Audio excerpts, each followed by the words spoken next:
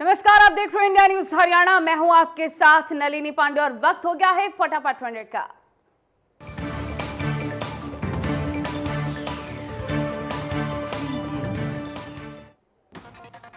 दुनिया में 3,51,00,000 से ज्यादा कोरोना संक्रमित केस, 10,37,000 से ज्यादा कोरोना मरीजों की मौत, 79 लाख से ज्यादा एक्टिव मरीज।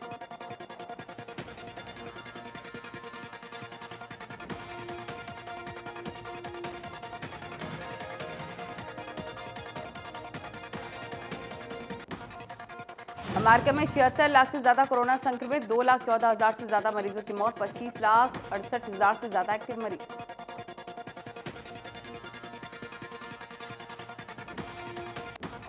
अमेरिका के वॉल्टर रीड अस्पताल के बाहर संदिग्ध पैकेट मिला। वॉल्टर रीड अस्पताल में राष्ट्रपति डोनाल्ड ट्रंप का इलाज चल रहा है। ट्रंप और उनकी पत्नी कोरोना पॉजिटिव। ब्राजील में 49 लाख से ज्यादा कोरोना संक्रमित, 1,40,000 से ज्यादा कोरोना मरीजों की मौत, 5,12,000 से ज्यादा एक्टिव मामले।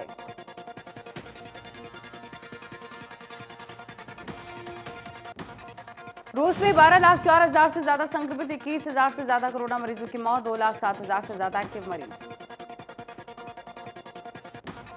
पाकिस्तान में 3,14,000 से ज्यादा कोरोना संक्रमित, 6,000 से ज्यादा मरीजों की मौत, 9,135 एक्टिव केस।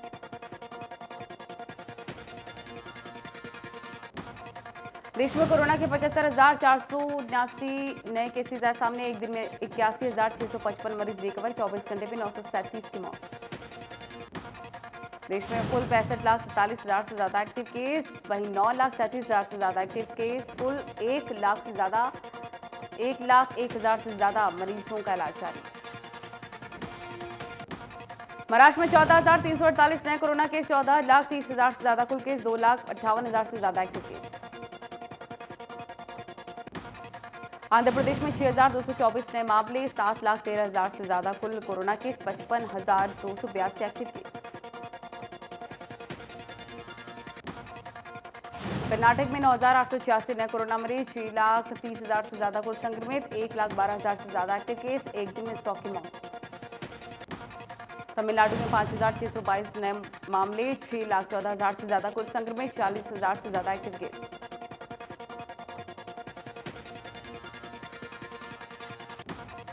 यूपी में 3,631 नए मामले, 4,10,000 से ज्यादा कुल संक्रमित, 47,823 एक्टिव केस, एक दिन में 60 की मौत। राजधानी दिल्ली में 2,258 नए मामले, 2,87,000 से ज्यादा कुल संक्रमित, 25,000 से ज्यादा एक्टिव मरीज। राजस्थान में 2,150 नए मामले, एक दिन में 41,000 से ज्यादा कुल मामले, 21,000 से ज्यादा एक्टिव मरीज।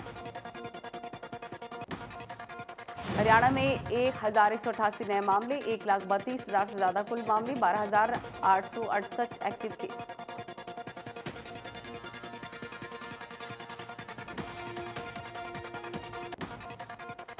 सिरसा में महिला से 3 मरीजों की मौत हो गई। सिरसा में कोरोना से मौतों का आंकड़ा 67 हो गया है। 48 नए केस सामने, जिसके बाद टोटल केसेस 3,914 हो गए। Active cases 539।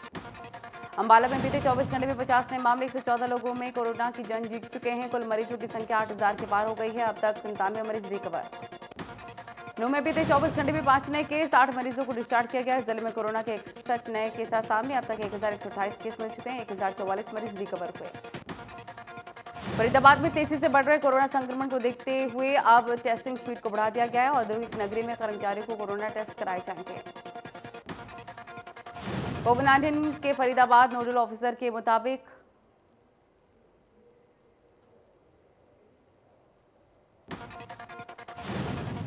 टेस्ट करवाने का फैसला लिया गया। 350 लोगों का कोरोना टेस्ट की अभियान शुरुआत की गई। राहुल गांधी खेती बचाओ किसान बचाओ अभियान का पंजाब से आगाज हुआ है। 3 दिन पंजाब में किसान के लिए रैली और जनसभा करेंगे। पूर्व कांग्रेस अध्यक्ष सोमवार को कई जिलों में करेंगे राहुल यात्रा। हरियाणा में राहुल के दौरे को लेकर गृह मंत्री विज ने कहा कि राहुल गांधी हरियाणा में वैसे आए, कोई रोक नहीं है, लेकिन अगर जुलूस लेकर शांति भंग करने की कोशिश करेंगे तो उनके मंसूबों को फेल किया जाएगा। हाथरस कांड की जांच सीबीआई करेगी। उत्तर प्रदेश के मुख्यमंत्री के दफ्तर में ट्वीट करके इसकी जानकारी दी। सीएम ऑफिस की ओर से कहा गया कि मुख्यमंत्री योगी आदित्यनाथ ने हाथरस केस की जांच सीबीआई से कराए जाने के आदेश दिए हैं। योगी सरकार के साजिश के बाद गैंगरेप पीड़िता की भाभी ने कहा कि हम सीबीआई जांच नहीं चाहते हैं, केस की न्यायिक जांच होनी चाहिए, हम जज की निगरानी में जांच चाहते हैं। पीड़िता के भाई ने कहा कि हमारे सवालों के जवाब नहीं मिले हैं, जितनी चाहे उतनी जंग होती रहे, हमें डीएम से शिकायत है, हम खुश तभी होंगे जब हमारे सवालों के जवाब मिलेंगे। हमारी बहन का अंतिम संस्कार ऐसे क्यों किया गया? कांग्रेस के पूर्व अध्यक्ष राहुल गांधी और प्रियंका गांधी हाथरस गए हैं और गैंगरेप पीड़िता के परिवार से मुलाकात की। राहुल और प्रियंका गांधी ने बंद कमरे में पीड़िता के परिवार से मुलाकात की। प्रियंका गांधी ने पीड़िता की मां को गले लगाया। राहुल और प्रियंका गांधी समेत 5 लोगों को हाथरस जाने की अनुमति मिली। यूपी सरकार ने उन्हें इजाजत दी। प्रशासन राहुल गांधी और प्रियंका गांधी को हाथरस जाने और पीड़िता के परिवार से मिलने की अनुमति कुछ शर्तों पर दी है। प्रियंका गांधी ने कहा कि हम न्याय के खिलाफ लड़ेंगे। परिवार आखिरी बार अपनी बच्ची का चेहरा नहीं देख पाया। यूपी के सीएम योगी आदित्यनाथ को अपनी जिम्मेदारी समझनी होगी। हाथरस कांड को लेकर सियासत तूफान पर है। कांग्रेस के पूर्व अध्यक्ष राहुल गांधी ने एक बार फिर से हाथरस का रुख इख्तियार किया। राहुल दिल्ली कांग्रेस दफ्तर से बाकी नेताओं के साथ निकले। यूपी पुलिस एक्टिव मोड में नजर आई। राहुल और प्रियंका के साथ 35 सांसदों का रेलीगेशन निकला, लेकिन सिर्फ 5 लोगों को जाने की अनुमति मिली। कांग्रेस कार्यकर्ताओं ने राहुल गांधी और प्रियंका गांधी के लिए जिंदाबाद के नारे लगाए। डीएनडी पर पुलिस और कांग्रेस कार्यकर्ताओं में झड़प। उत्तर प्रदेश के डीजीपी और अपर मुख्य सचिव हाथरस गए। अपर मुख्य सचिव अवनीश अवस्थी और डीजीपी हितेश चंद्र अवस्थी ने हाथरस पहुंचकर पीड़िता के परिजनों से मुलाकात की। हाथरस मामले पर सांसद सुनीता दुग्गल ने कहा कि उन्होंने निकम्मे अधिकारियों के खिलाफ पहले भी कड़ी कार्रवाई की मांग की थी और योगी सरकार ने उन्हें सस्पेंड भी कर दिया है। यूपी सीएम योगी आदित्यनाथ जरूर न्याय दिलाएंगे। हाथरस गैंगरेप मामले को लेकर भवानीखेड़ा शहर में दलित समुदाय के लोगों ने पंचायत करके सोमवार को शहर में धरना प्रदर्शन कर राष्ट्रपति के नाम ज्ञापन देने का फैसला लिया। इस दौरान समुदाय के लोगों ने यूपी सरकार के खिलाफ जमकर नारेबाजी की और पुलिस प्रशासन और सरकार भी मामले में कार्रवाई नहीं करने का उन पर आरोप लगाया। रेवाड़ी में हाथरस की बेटी को इंसाफ देने की मांग को लेकर विश्व हिंदू परिषद और बजरंग दल ने प्रदर्शन किया है। जघन्य अपराध के दोषियों के खिलाफ फांसी की मांग। पंजाब हरियाणा बॉर्डर पर बसों से यात्री उतारने को लेकर विज ने कहा है कि पंजाब सरकार पहले भी दोबारा हरियाणा का माहौल खराब करने की कोशिश कर चुकी है, उन्हें ऐसा नहीं करने दिया जाएगा। बड़ौदा उपचुनाव को लेकर सभी विभागीय अधिकारियों और कर्मचारियों ने मीटिंग की। उपचुनाव में बूथों की संख्या 223 से बढ़ाकर 280 की गई है। इस बार 1000 मतदाताओं पर एक बूथ बनाया गया। मतदान केंद्र के दौरान कोविड-19 के संक्रमण से बचने के लिए सभी तरह के इंतजाम किए गए। रिटर्निंग अधिकारी और गोहाना के उपमंडल अधिकारी ने बैठक में बताया कि आचार संहिता का उल्लंघन करने वालों के खिलाफ कार्रवाई होगी।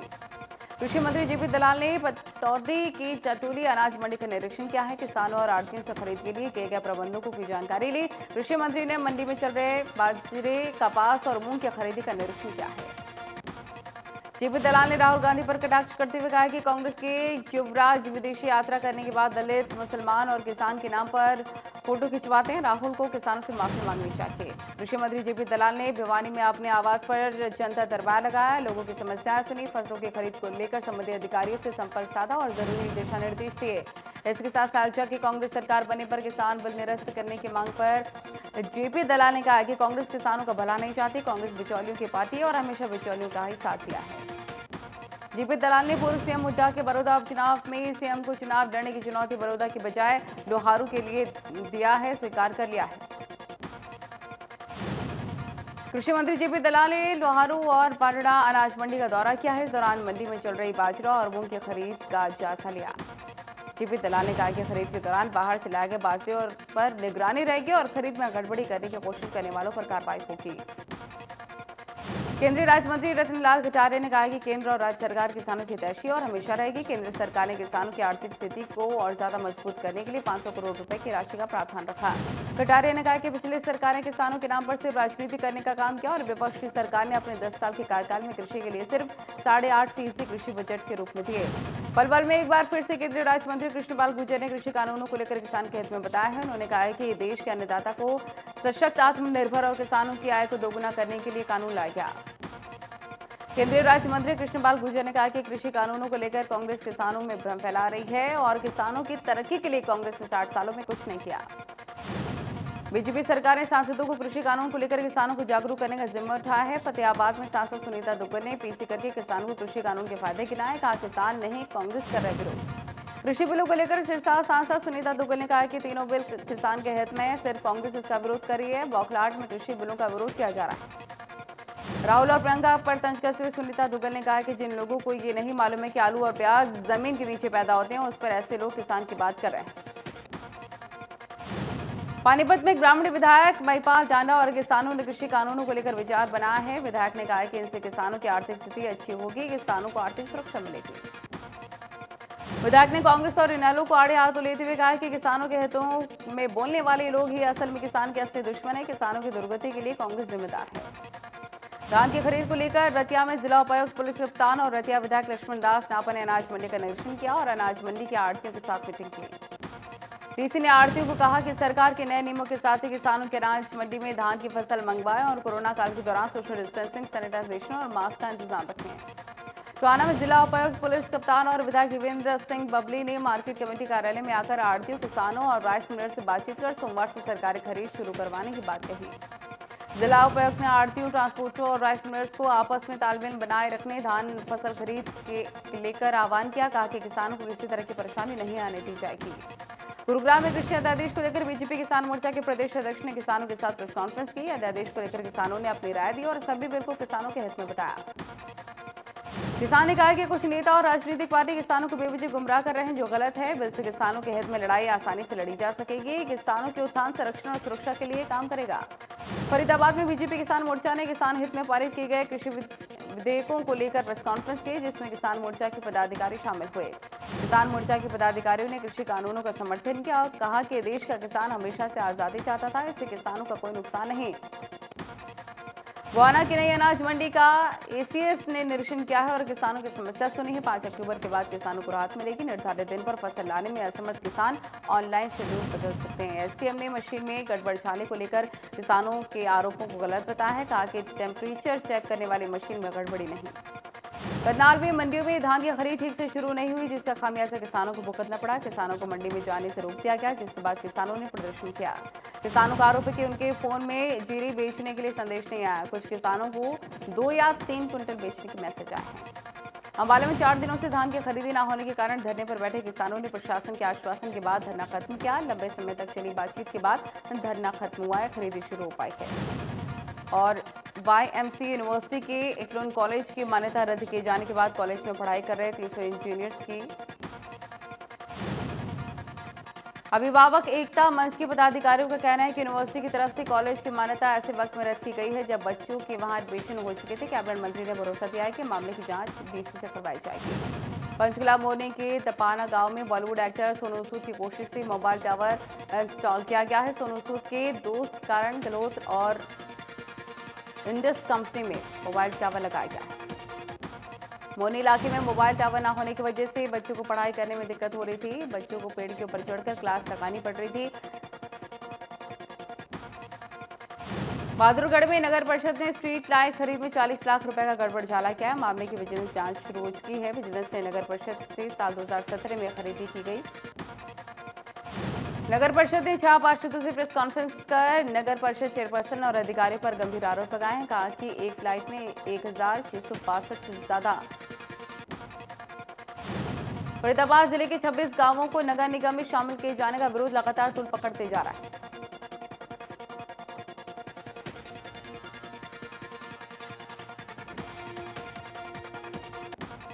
पूर्व विधायक टेकचंद शर्मा ने ग्रामीणों को आश्वासन दिया है कि वो जल्द ही होम मिनिस्टर और चीफ मिनिस्टर से मिलकर उनसे इन गांवों के बारे में बात करेंगे।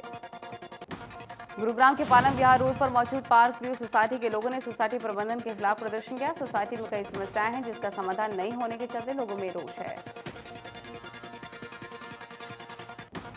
नूंह जिले के सरकारी अस्पतालों में CSR परियोजना के तहत 16 पैनल लगाए गए हैं। जिले में तकरीबन आधा दर्जन CSC में पहले ही 16 पैनल लग चुके हैं। हाल ही में सामान्य अस्पताल मंडीखेड़ा सहित 15 सरकारी अस्पतालों में 16 पैनल लगाए गए हैं। जिला नोडल अधिकारी और deputy civil surgeon doctor Arvind Kumar ने लोगों को जानकारी दी।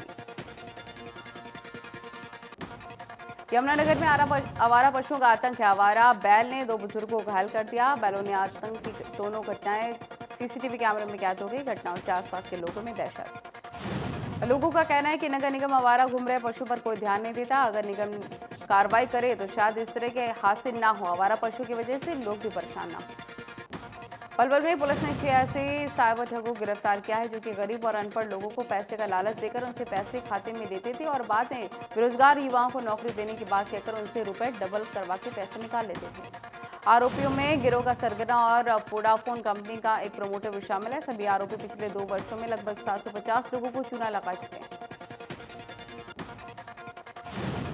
करनाल में युवक ने फांसी लगाकर जान दे दी और पुलिस कर्मचारियों पर प्रताड़ित करने का आरोप लगा है। परिजन शव लेकर लघु सचिवालय पहुंचे और एसपी से न्याय की गुहार लगाई है। एसपी गंगाराम पुनिया ने 2 पुलिस कर्मचारियों को लाइन हाजिर किया है। रविंद्र कुमार सब इंस्पेक्टर और विक्रम बालिया हवलदार लाइन हाजिर किए गए। पानीपत में एक बार फिर से रिश्तों को शर्मसार करने वाला मामला, जहां पर एक कलयुगी पिता ने अपनी बेटी के साथ दुष्कर्म किया, जिसके चलते बेटी गर्भवती हो गई और वारदात का खुलासा हुआ।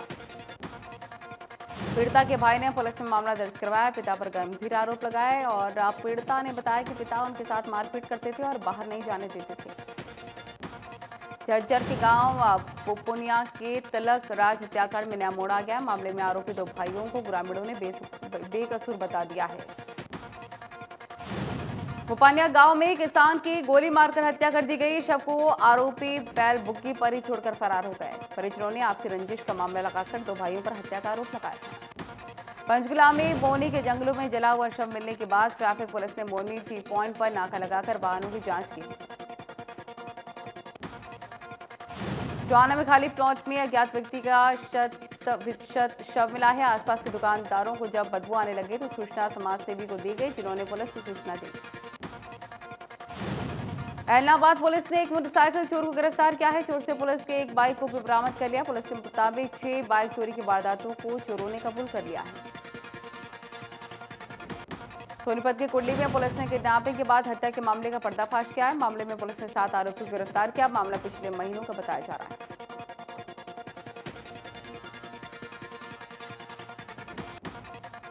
पंचकुला सेक्टर 28 के बीटा बूथ पर हुई लूट के मामले में लुटेरों ने सीसीटीवी फुटेज सामने आई है। सीसीटीवी में बाइक सवार 2 बदमाश नजर आ रहे हैं। पुलिस जांच कर रही है। झज्जर में डूडियावस गांव के 40 वर्षीय व्यक्ति की सड़क हादसे में जान चली गई। मृतक खेत में वापस लौट रहा था, अचानक से वाहन ने मारी टक्कर। अम्बाला में स्वास्थ्य मंत्री अनिल विज ने शहीद मेजर योगेश गुप्ता की प्रतिमा के अनावरण के अवसर पर शहीद के पिता के पांव छूकर उनका आशीर्वाद लिया। कार्यक्रम का शुभारंभ करते हुए उनकी प्रतिमा पर माल्यार्पण किया, उन्हें सैल्यूट किया।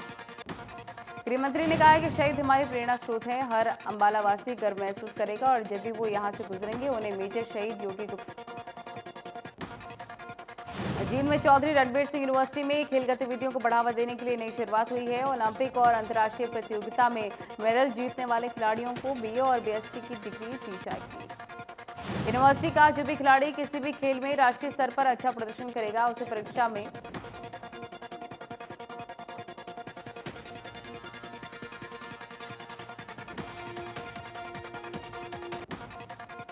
सेल्फी विद डॉक्टर फाउंडेशन ने नूह में अभियान चलाकर 895 लड़कियों का साक्षात्कार किया है, जिसमें 5 लड़कियों का चुनाव हुआ है। 5 लड़कियों को अलग अलग प्रोजेक्ट्स दिए गए हैं, जिन पर वो 1 साल तक काम करेंगी।